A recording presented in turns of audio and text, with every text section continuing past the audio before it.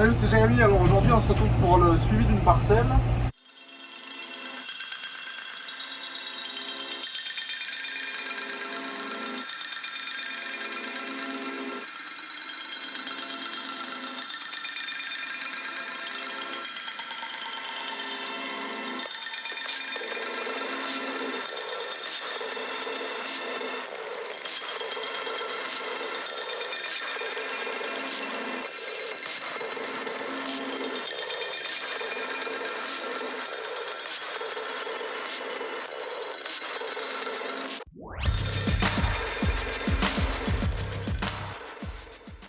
Donc là, je suis en train de passer le chisel sur la parcelle où on avait stocké les brebis pendant l'été, pendant la période de sécheresse, et où on leur mettait dans le banage.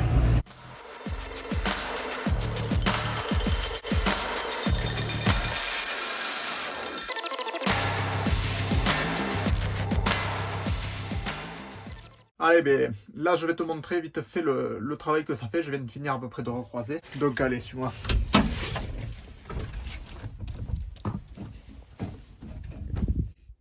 Donc voilà la parcelle.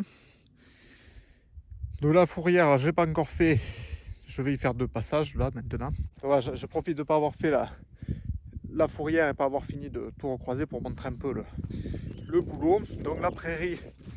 Donc cette parcelle, c'est une vieille parcelle de luzerne qui doit avoir 8 ou 9 ans d'âge. Donc il y avait encore des pieds de luzerne, mais pas mal de salissement.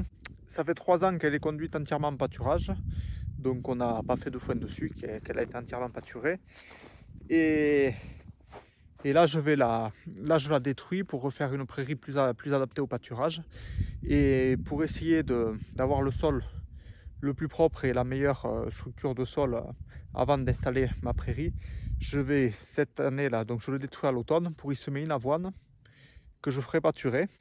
Et derrière cette avoine, je pense que j'essaierai de faire un couvert d'été. Donc même si ici, en fait, le fait de le faire pâturer, ça me permet de sortir la parcelle plus tôt que si on devrait la moissonner. Donc ça veut dire qu'au mois de mai, on peut déjà y semer dedans. Pour essayer d'y semer un couvert dedans. Donc un mélange avec des espèces plutôt adaptées à l'été. Que j'essaierai de faire pousser tout ça à l'automne pour arriver à le faire manger début d'hiver. Et sortie d'hiver au printemps, le repasser au chisel, realigner, rebroyer les pierres et pour y semer la prairie. Donc voilà, il reste quelques pieds de luzerne. Alors le souci, c'est qu'il y a pas mal de géranium dans cette parcelle. Et après, c'est beaucoup de graminées annuelles qui ne sont pas de très grande valeur pour les brebis. Donc cette parcelle, après, là, depuis que j'ai sorti les brebis, que je les ai remis au pâturage, c'est un peu reverdi. Donc je le passe au chisel maintenant, mais le fait d'avoir fait du surpâturage dessus, ça a vraiment ralenti. C'était le but. Et c'était le but aussi de pénaliser le plus possible la prairie par du surpâturage et d'utiliser les brebis aussi pour fertiliser la parcelle. Donc c'est pour ça que j'y mettais les bottes de foin à la parcelle, que j'ai déplacé tous les jours, les râteliers, pour arriver à fertiliser le plus possible la prairie sans avoir à avoir les brebis en bâtiment pour faire du fumier, à sortir le fumier et à étendre le fumier. Donc ça a permis de diminuer la mécanisation. Quelques pieds de luzerne qui ont résisté encore au passage du chisel, aux 2 passages de chisel. Après, sinon, c'est bien scalpé. Donc voilà, il reste quelques pieds de luzerne. Donc la luzerne, c'est une très bonne plante. Après, pour s'en séparer, c'est assez difficile, que ce soit chimiquement ou mécaniquement. Donc c'est pour ça que si je fais... Là, elle repartira dans l'avoine, mais bon, c'est pas un souci parce que c'est une très bonne plante. De très bonne valeur alimentaire, donc, et puis en plus ça apportera un peu d'azote, donc c'est pas plus mal. Et par contre après je repasserai du coup un autre coup de chisel avant de semer la prairie pour en fait essayer de détruire bien la luzerne, faire une prairie sans luzerne pour faire une cassure dans la rotation, et puis après quand je redétruirai l'autre prairie, j'y remettrai une luzerne. Bon, après la luzerne il s'en scalpe quand même pas mal, hein. Donc voilà, là pour détruire cette prairie, du coup j'ai utilisé 3 leviers. Donc le premier, ça a été le troupeau, les brebis qui m'ont permis de fertiliser la parcelle et aussi de commencer à détruire la prairie en y mettant beaucoup de pression pour commencer à l'affaiblir. Ensuite, j'ai utilisé le levier donc mécanique en utilisant donc le chisel de la Kuma. Donc C'est un travail du sol, j'essaye de travailler le moins profondément possible, mais suffisamment pour tout scalper. Donc je pense que je travaille entre 5 et 15 cm selon le passage du soc, de l'ailette, ça varie à profondeur.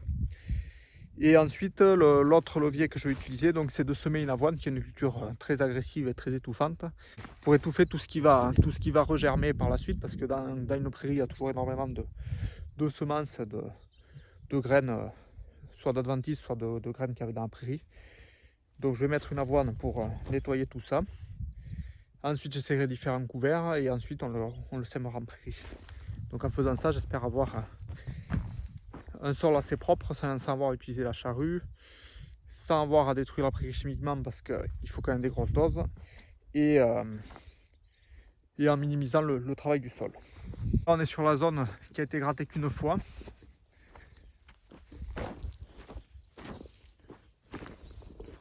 Donc il y a des zones où ça suffit. Il reste des fois des zones qui n'ont pas été scalpées. Vu qu'on est sur une prairie avec un système racinaire très dense en fait, à un passage de chisel ça suffit jamais pour vraiment tout scalper.